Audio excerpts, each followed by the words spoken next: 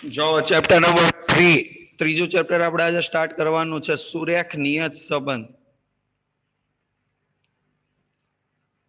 Chapter number 3 સુરેખ નિયત સંબંધ. બીજું ચેપ્ટર આપણે જોયું સુરેખ સહસંબંધ. હવે આપણે જોવાનું છે સુરેખ નિયત સંબંધ. તો એમાં ધ્યાન આપો તો સુરેખ નિયત સંબંધમાં તો આ ચેપ્ટર પણ કુલ 12 ગુણનું પૂછાય છે. 12 ગુણમાં શું પૂછાય છે એના ઉપર ધ્યાન આપીએ તો એક એમસીક્યુ પૂછાય છે, એક એસક્યુ પૂછાય છે, એક 2 ગુણનો પ્રશ્ન, એક 3 ગુણનો પ્રશ્ન અને એક 5 ગુણનો પ્રશ્ન. ફરીથી એક એમસીક્યુ, એક એમસીક્યુ એટલે 1 ગુણનું ક્યાંથી પૂછાશે, એક એસક્યુ એટલે 1 ગુણનું ત્યાંથી પૂછાશે, એક 2 ગુણનો પ્રશ્ન એટલે 2 ગુણનું સેક્શન સી માં પૂછાશે, એક 3 ગુણનો પ્રશ્ન એટલે સેક્શન ડી માં 3 ગુણનું પૂછાશે આ ચેપ્ટરમાંથી, અને એક 5 ગુણનો પ્રશ્ન મોટો જે સેક્શન એફ નો આવે છે. એટલે કુલ 5 પ્રશ્નો, કુલ 5 પ્રશ્નો અને આ 5 પ્રશ્નો પરથી કુલ 12 ગુણનું પૂછાય છે. તો જો અંદર ધ્યાન આપો તો 5 પ્રશ્નો પરથી 12 ગુણનું પૂછાય છે. હવે સ્ટાર્ટ કરીએ તો ચેપ્ટર ત્રીજું. તો સૌપ્રથમ તો નિયત સંબંધ એટલે શું એના વિશે વાત કરીએ. તો નિયત સંબંધ આપણે કોને કહીએ છીએ અથવા નિયત સંબંધ ક્યારે મેળવવામાં આવે છે? તો આપણે સહસંબંધમાં જોયું, શું જોયું તો કે એક ચલની કિંમતમાં ફેરફાર થાય ત્યારે બીજા ચલની કિંમતમાં પણ શું થાય છે? ફેરફાર થાય છે. એટલે સહસંબંધાંક બે ચલની કિંમતમાં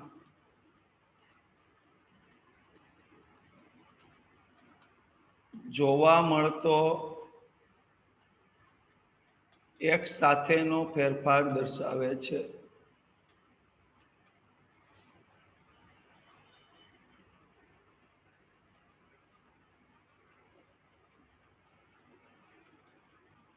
જ્યારે નિયત સંબંધ એ બે સહસંબંધિત ચલ એટલે એમાં સહસંબંધ તો હોય જ. બે સહસંબંધિત ચલ પૈકી કોઈ એક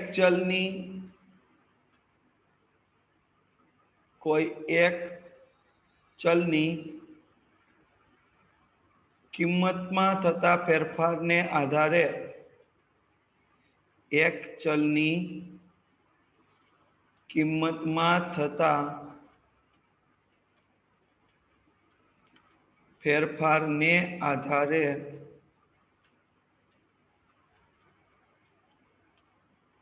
બીજા ચલની કિંમતમાં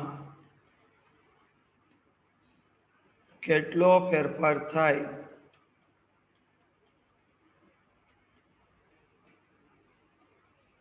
તેનું અનુમાન દર્શાવે છે. એટલે એક ચલની કિંમતમાં જે ફેરફાર થઈ ગયો એના આધારે બીજા ચલની કિંમતમાં કેટલો ફેરફાર થાય છે તે આપણે જોવું હોય તો આપણે નિયત સંબંધ મેળવવો પડે. આપણે જોયું બે ચલની કિંમતમાં એક સાથે ફેરફાર થાય તો શું આવે?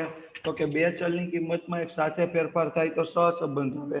પણ એક ચલની કિંમતમાં જે ફેરફાર થઈ ગયો એના કારણે બીજા ચલની કિંમતમાં કેટલો ફેરફાર જોવા મળશે એ જાણવું હોય તો આપણે શું મેળવવો પડે? તો નિયત સંબંધ મેળવવો પડે છે. એટલે કે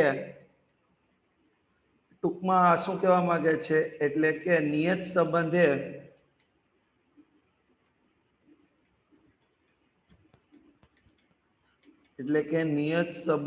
એ એક ચલની આપેલી, જેને આપણે જ્ઞાત કહીશું, જ્ઞાત એટલે જાણ હોય તેવી, જ્ઞાત કિંમત પરથી બીજા ચલની કિંમતનું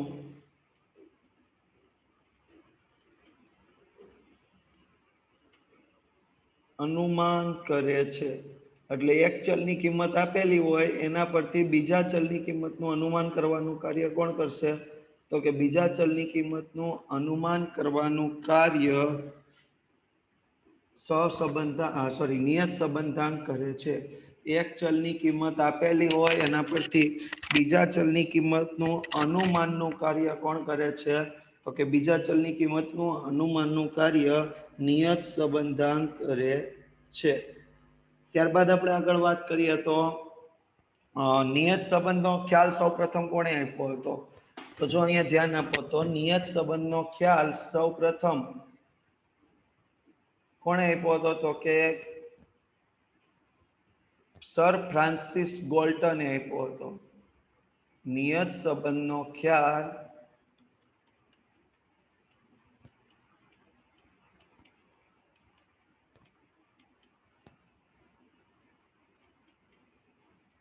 સૌપ્રથમ સર ફ્રાન્સિસ ગોલ્ટને આનુવંશિકતાના અભ્યાસ દરમિયાન આપ્યો હતો. આનુવંશિકતા તમે વિજ્ઞાનમાં ભણી ગયા. આનુવંશિકતા એટલે એક પેઢીના લક્ષણો બીજી પેઢીમાં ઉતરી આવે છે અને આનુવંશિકતા કહેવાય. તો એ દરમિયાન આનુવંશિકતાના અભ્યાસ દરમિયાન સર ફ્રાન્સિસ ગોલ્ટને આ નિયત સંબંધનો ખ્યાલ આપ્યો હતો. એટલે નિયત સંબંધ શું દર્શાવતું હતું? તો કે એક સમયમાં આટલો ફેરફાર થાય તો શું થાય છે કે બીજા ચલમાં આટલો ફેરફાર થાય, એવું સર ફ્રાન્સિસ ગોલ્ટને આનુવંશિકતાનો અભ્યાસ કર્યો અને એ દરમિયાન એમણે નિયત સંબંધનો ખ્યાલ આપ્યો હતો. તો નિયત સંબંધ છે શું? તો કે નિયત સંબંધ એટલે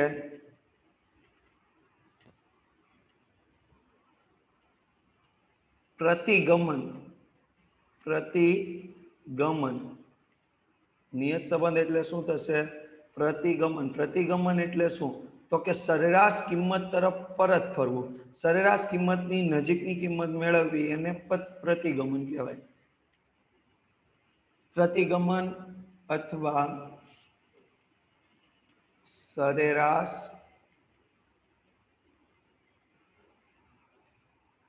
કિંમત તરફ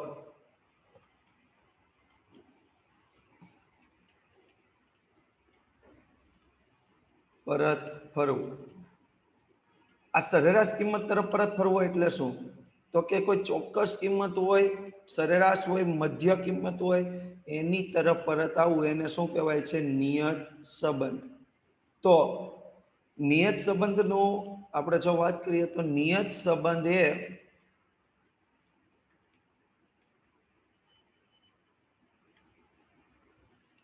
બે સહસંબંધિત ચલો વચ્ચેનો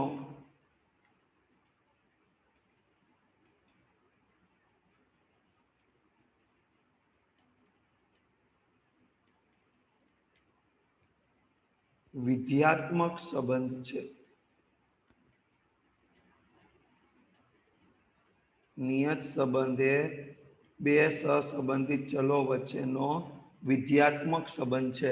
વિધ્યાત્મક એટલે એક વિધેય દ્વારા નક્કી થાય. 11માં આપણે વિધેય ભણ્યા હતા કે આની કિંમત x ની કિંમત આટલા મૂકીએ તો આપણા વિધેયની કિંમત આટલી આવે, જેને આપણે વિધ્યાત્મક કિંમત કહી હતી. તો આ નિયત સંબંધ એ વિધ્યાત્મક સંબંધ છે.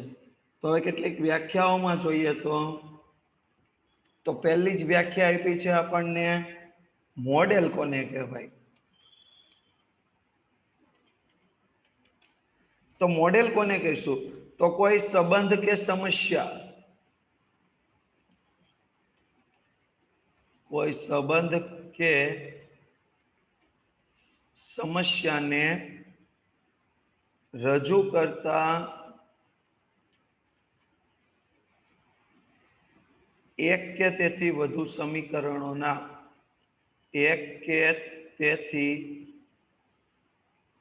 વધુ સમીકરણોના સમૂહને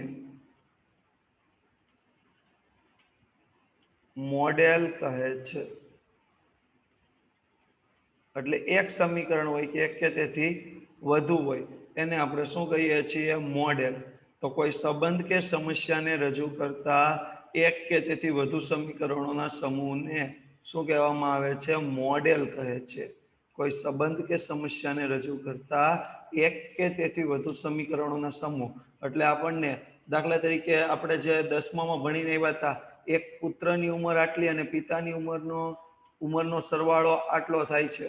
પછી બીજું કીધું 5 વર્ષ પહેલા પિતાની ઉંમર આટલી હતી, તો કે 5 વર્ષ પછી પુત્રની ઉંમર કેટલી થાય છે? એને આપણે શું કહીએ છીએ?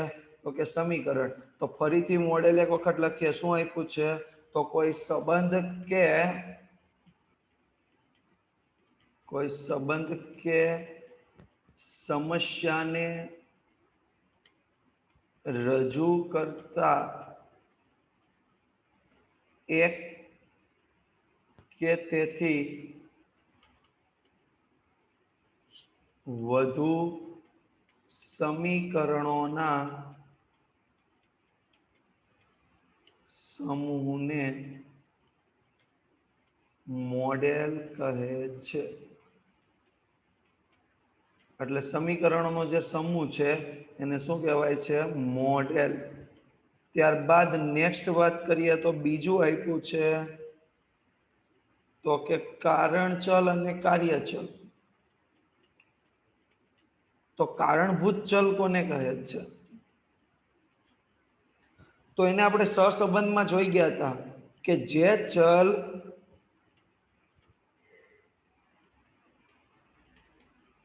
કારણ સ્વરૂપ ચલ હોય,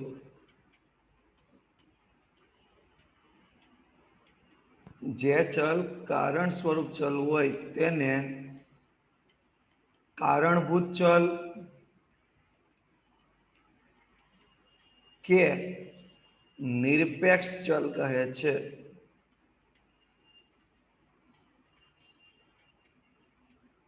જેને એક્સ વડે દર્શાવવામાં આવે છે. ખાસ કરીને સમજીએ કારણ સ્વરૂપ ચલ એટલે શું? તો કે કારણ સ્વરૂપ ચલ એટલે જે ચલને કારણે બીજા ચલમાં ફેરફાર થતો હોય એને આપણે કારણભૂત ચલ કહીએ છીએ. આપણે જોઈ ગયા હતા કયા ચલને કારણે? તો કે વરસાદ પડવાને કારણે ખેતીના પાકમાં વધારો થાય અથવા ખેતીનો પાકનું ઉત્પાદન થાય, તો એને આપણે શું કહ્યું હતું? કારણ ચલ. એને આપણે શું કહ્યું હતું? કારણ ચલ. તો અહીંયા કારણ ચલને ફરજિયાત શેના વડે દર્શાવવામાં આવે? એક્સ વડે. બીજું છે કાર્ય ચલ.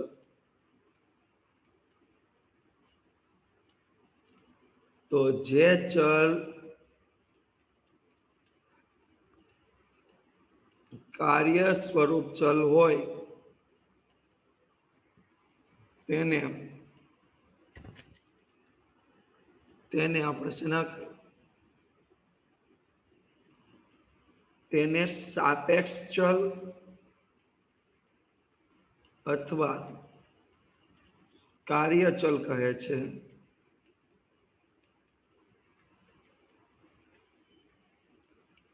જેને આપણે વાય વડે દર્શાવશું.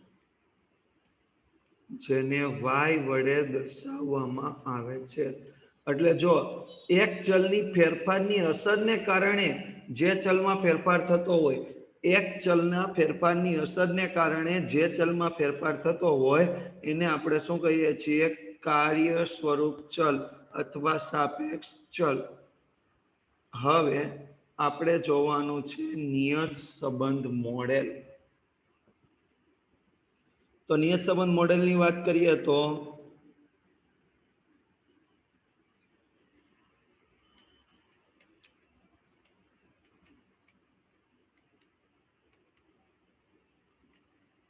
નિયત સંબંધ મોડેલ કહેવાય કોને? પહેલા તો એ સમજીએ. તો કે કાર્ય કારણનો સંબંધ ધરાવતા કાર્ય કારણનો સંબંધ ધરાવતા બે ચલ વચ્ચેના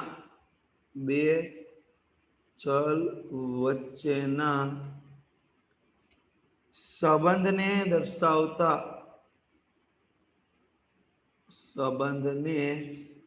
દર્શાવતા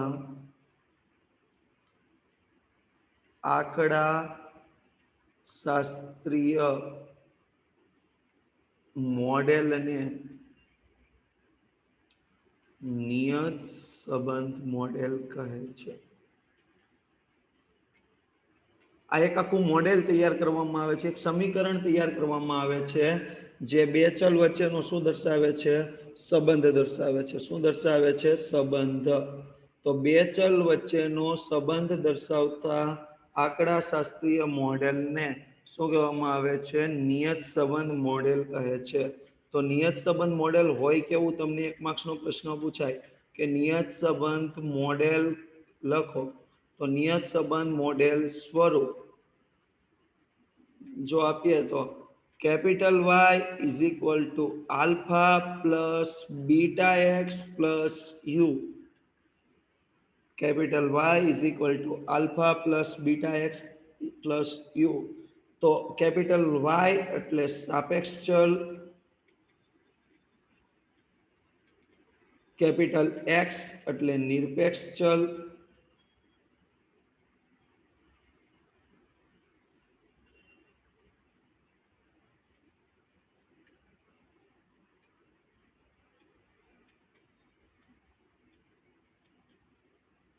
પછી આલ્ફા અને બીટા બંને અચળાંક છે. આલ્ફા અને બીટા બંને અચળાંક છે.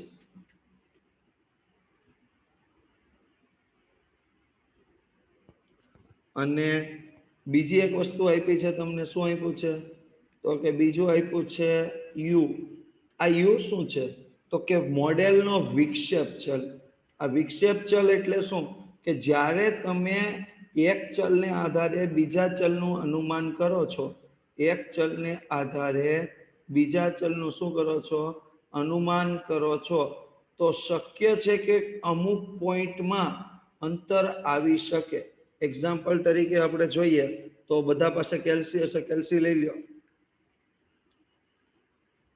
ઓકે, કેલ્સી પર તમે 100/3 કરો. 100/3 કરો. 100/3 કરશો એટલે બધાને જવાબ મળશે 33.33. 33.33. તો હવે આ જે 33.33 મળ્યા ને એને ગુણ્યા 3 કરો. પહેલા ભાગ્યા 3 કર્યા હતા, હવે ગુણ્યા 3 કરો. અને એ ગુણાકાર 3 કરશો ને એટલે બધાનો જવાબ મોસ્ટ ઓફ આવશે 99.999999 એવી રીતે આવી જશે. બરોબર, 999 એવી રીતે આગળ વધતો જશે. આગળ વધતો જ જશે. બરોબર, પણ કોઈને પણ 100 આવશે નહીં. તો જો 100/3 કરવાથી આપણને 33.33 મળતા હોય તો 33.33 જે કાંઈ આવતા હતા એને ગુણ્યા 3 કરવાથી 100 મળવા જોઈએ. પણ 100 મળતા નથી. કેટલા મળે છે? 99.999999. એટલે 0.00001 ની જે કાંઈ પણ ખામી રહે છે એ ઉમેરી દેવામાં આવે છે, જેને આપણે શું કહીએ છીએ? વિક્ષેપ. કારણ કે આવા પોઈન્ટના અમુક વખતના તફાવત હોય છે. આવા પોઈન્ટના શું હોય છે? અમુક વખતના તફાવત રહેલા હોય છે. તો આગળ વાત કરીએ તો સુરેખ નિયત સંબંધની વ્યાખ્યા. સુરેખ નિયત સંબંધની વ્યાખ્યા જો એની વાત કરીએ તો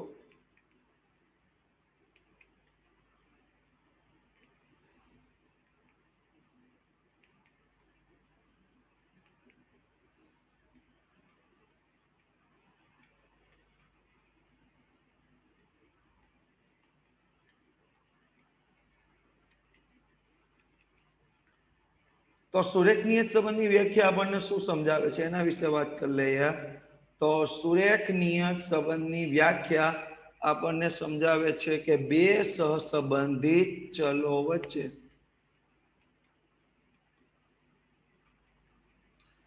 બે સહસંબંધિત ચલો વચ્ચેનો ગાણિતિક કે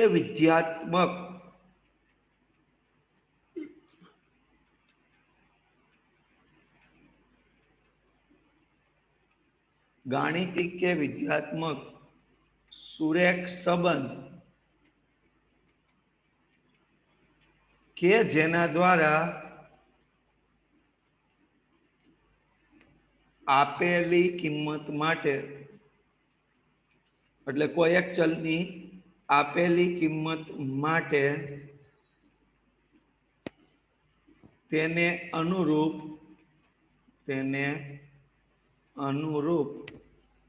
સાપેક્ષ ચલની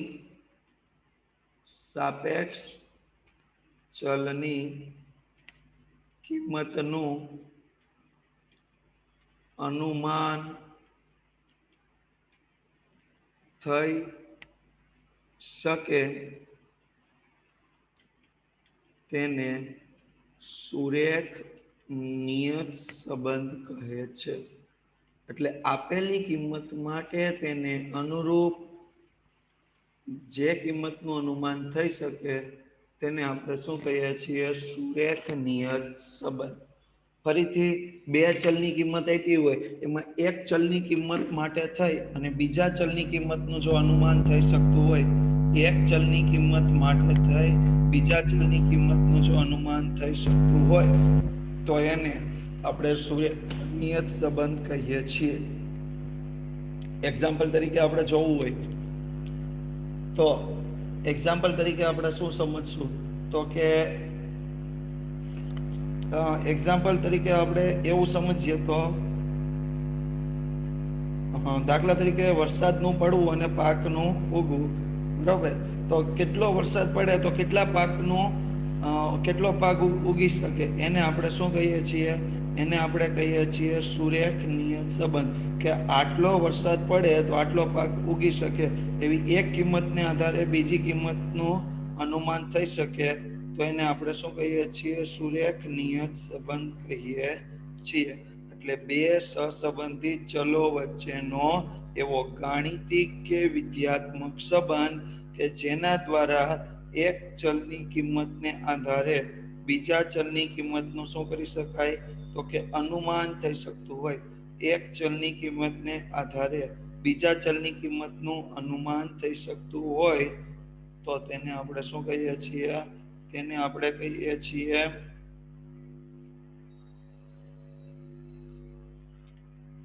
સુરેખ નિયત સંબંધ કહીએ છીએ. બરોબર? સુરેખ નિયત સંબંધ કહીએ છીએ. હવે સુરેખ નિયત સંબંધના ગણતરીની કેટલી રીતો છે તો કે સુરેખ નિયત સંબંધના ગણતરીની રીતો કેટલી છે એના વિશે વાત કરીએ તો બે રીત આપેલી છે. સુરેખ નિયત સંબંધની ગણતરીની મુખ્ય બે રીતો આપેલી છે. જો અંદર ધ્યાન આપો તો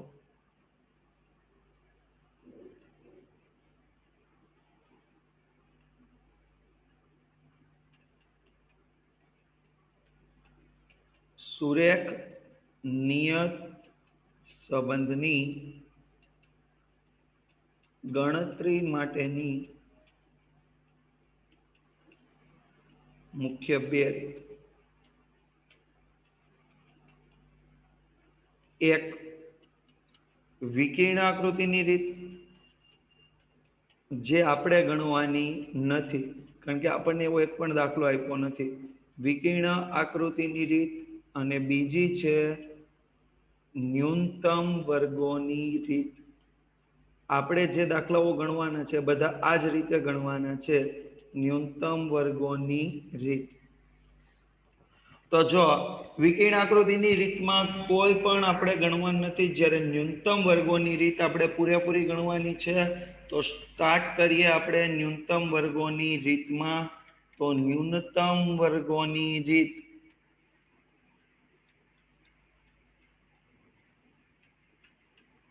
તો સુરેખ નિયત સંબંધ મોડેલ પરથી સુરેખ નિયત સંબંધ મોડેલ પરથી શું મળશે? તો કે સુરેખ નિયત સંબંધ મોડેલ પરથી નિયત સંબંધ રેખા, નિયત સંબંધ રેખા. તો આપણું નિયત સંબંધ મોડેલ શું હતું? તો કે કેપિટલ વાય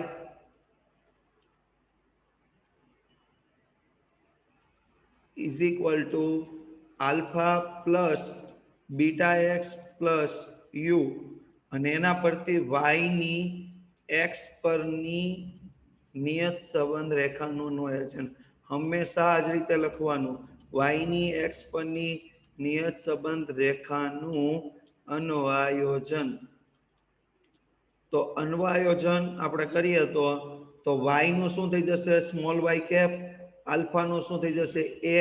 બીટા નું શું થઈ જશે? bx plus e. જ્યાં આપણે આ e ને કાઉન્સમાં રાખશું, કારણ કે e દર વખતે હોતો નથી.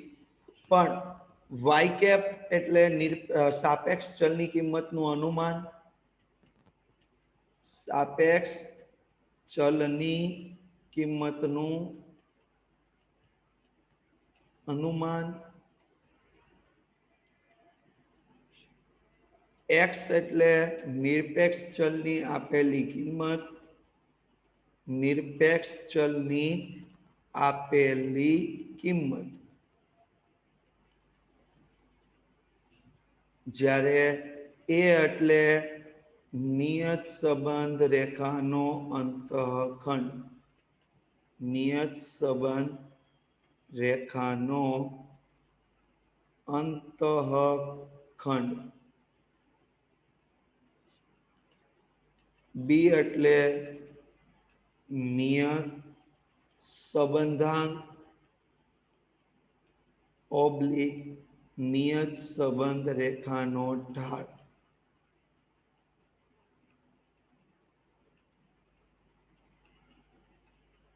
અને e એટલે ત્રુટિ ચલ.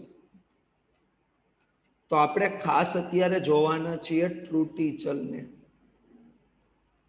ખાસ આપણે જે સમજવાનું છે, શું સમજવાનું છે? તો કે ત્રુટિ ચલની વેલ્યુ સમજવાની. ત્રુટિ ચલ એટલે શું, એના વિશે વાત કરીએ તો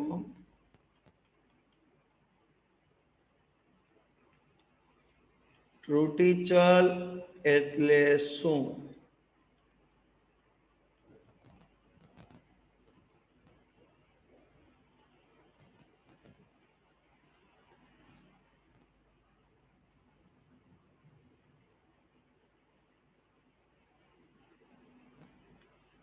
જો અંદર ધ્યાન આપો તો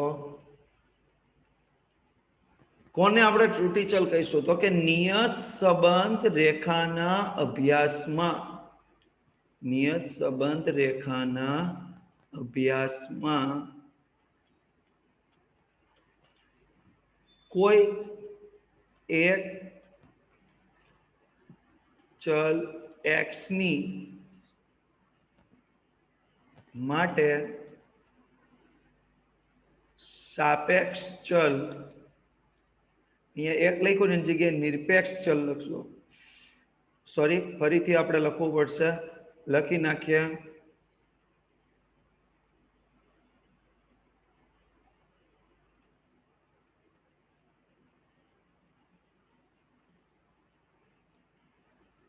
ત્રુટિ ચલ એટલે શું? સવાલ આપ પૂછે તમને એક માર્ક્સમાં કે ત્રુટિ ચલ એટલે શું?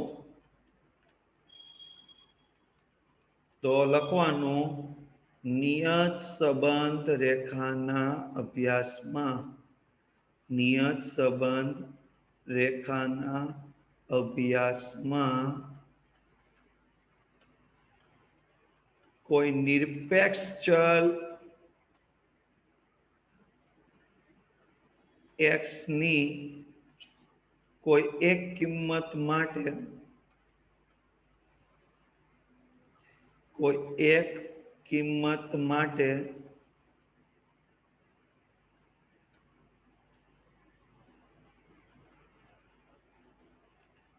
તેને અનુરૂપ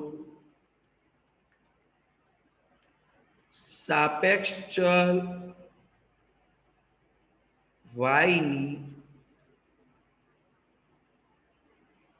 સાપેક્ષ ચલ y ની આપેલી કિંમત એટલે કેવી કિંમત? તો કે જે કિંમત જ્ઞાત હોય આપણને આપેલી, કૌંસમાં લખશું જ્ઞાત, આપેલી કિંમત અને અનુમાનિત કિંમત.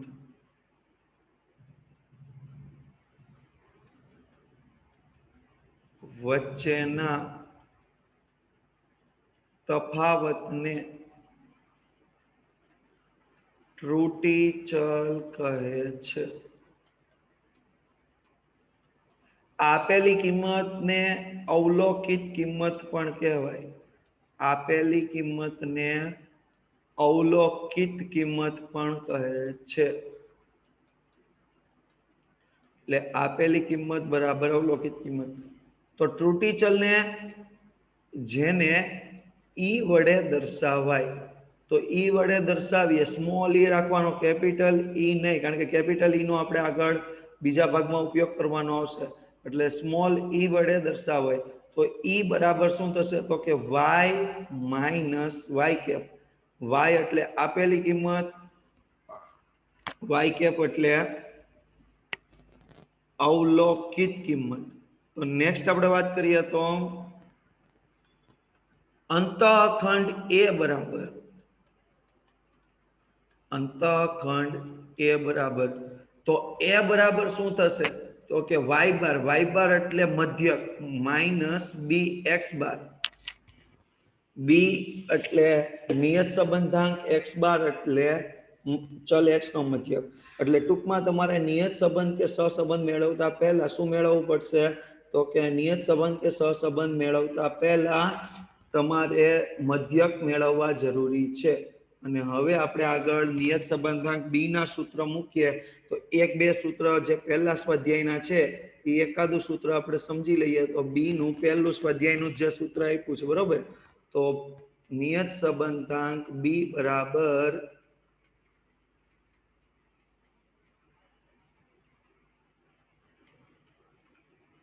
તો બી ઇઝ ઇક્વલ ટુ, આ સૂત્ર તમે ભણીને આવ્યા હતા સહસંબંધમાં, sigma x minus x bar Y minus Y બાર છેદમાં, આપણે અહીંયા વર્ગમૂળમાં લખતા બે કિંમતો મૂકતા વર્ગમૂળમાં, sigma x minus x bar નો સ્ક્વેર અને સિગ્મા વાય માઇનસ વાય બાર નો સ્ક્વેર. બરાબર, બંને વર્ગમૂળમાં લેતા, પણ અહીંયા બંને વર્ગમૂળમાં લેવાનું નથી, ફક્ત વર્ગમૂળ જ નથી કરવાનું અને ફક્ત એક્સ માઇનસ એક્સ બાર નો સ્ક્વેર લેવાનો છે. ઓકે, આ એક જ સૂત્રને આધારે સ્વાધ્યાય 3.1 ના આપણે દાખલા ગણવાના છીએ. તો આવતા લેક્ચરમાં ગણશું.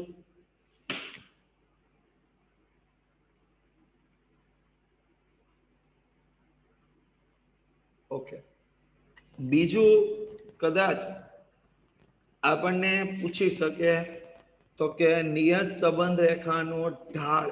તો તમને નિયત સંબંધ રેખાનો ઢાળ એટલે ખબર હોવી જોઈએ, નિયત સંબંધાંક જ થાય. નિયત સંબંધ રેખાનો ઢાળ શું થશે? નિયત સંબંધાંક જ થાય. નિયત સંબંધાંક એ જ આપણી નિયત સંબંધ રેખાનો ઢાળ છે.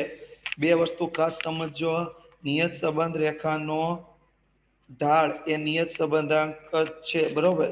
એટલે નિયત સંબંધાંક અને નિયત સંબંધ રેખાનો ઢાળ બંને એક છે. જ્યારે અંતઃખંડ એટલે શું છે? તો કે અંતઃખંડ એ બરાબર વાય બાર માઇનસ બી એક્સ બાર. તો તમારે જ્યારે પણ દાખલો ગણવાનો થાય તો સૌપ્રથમ મધ્યક મેળવવા પડે. સૌપ્રથમ શું મેળવવું પડે? મધ્યક. મધ્યક પરથી તમને શું મળશે? નિયત સંબંધાંક. નિયત સંબંધાંકને આધારે તમારે શું મેળવવાનું થશે? તો કે અંતઃખંડ. અને અંતઃખંડ પરથી આપણે નિયત સંબંધ રેખાનું શું મેળવી શકીએ છીએ? તો કે નિયત સંબંધ રેખાનું આપણે y ની x પરની નિયત સંબંધ રેખા મેળવી શકીએ છીએ, જે શું હતી? તો કે y cap is equal to a plus bx. Okay.